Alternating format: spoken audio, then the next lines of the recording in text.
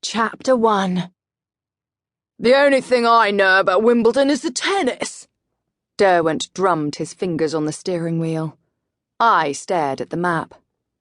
What do you need to know? It's an expensive place to live. Smart, out of your price range. Not the sort of place we usually fetch up. Still 2 miles away at a rough estimate, and God knows how long that's going to take. Lights are changing, Kerrigan. I'm going to go on straight. No, don't do that. Straight ahead of us was a queue of cars that stretched to infinity, or at least the A3. I turned the map around, desperately searching for the right road. Left! Turn left! I'm in the wrong lane! The car surged forward, going straight into the one-way system from hell. Should have decided sooner. I don't know why you sound so smug. We're both going to be stuck in the same traffic. Yeah, but it's your fault, so I can enjoy myself by blaming you. It's not my fault that you broke your sat-nav.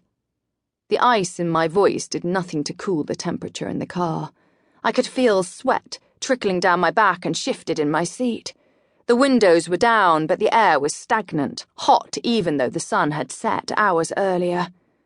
August in London, and the weather was at its worst. Since we're stationary, do you mind putting the air conditioning on?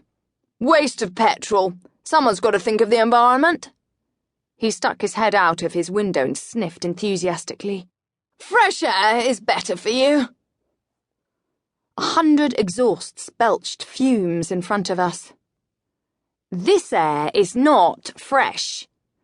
Nor are my socks, Derwent admitted, sticking a finger down the side of his shoe and proving his point with the waft of sweaty foot smell. My nose wrinkled and I turned my face away, not caring that he found it funny. Why is there so much traffic at this time of night anyway? Need you ask? Roadworks.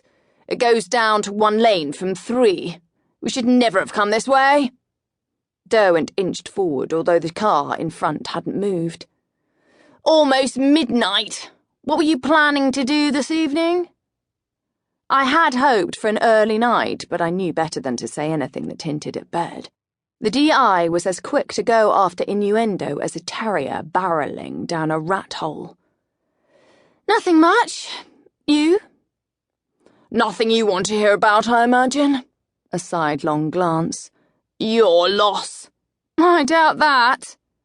I knew very little of his private life, but that was precisely as much as I wanted to know about it. I just wished he felt the same way about me. What about your boyfriend? What about him? Is he at home?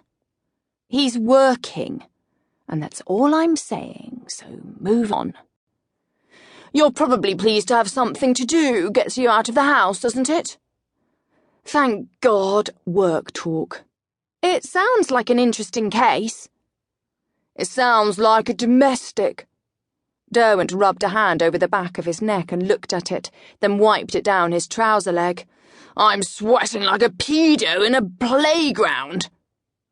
He was reliably, casually offensive, but every now and then he still managed to shock me. I had decided that he was an acquired taste and that I could get to like him someday. Today was not that day. Look, if you don't take the next left, we're going to be here until midnight. It's one way. He was leaning forward to see, hugging the steering wheel.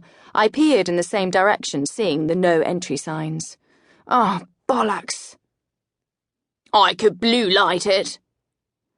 Not a good idea, I said automatically.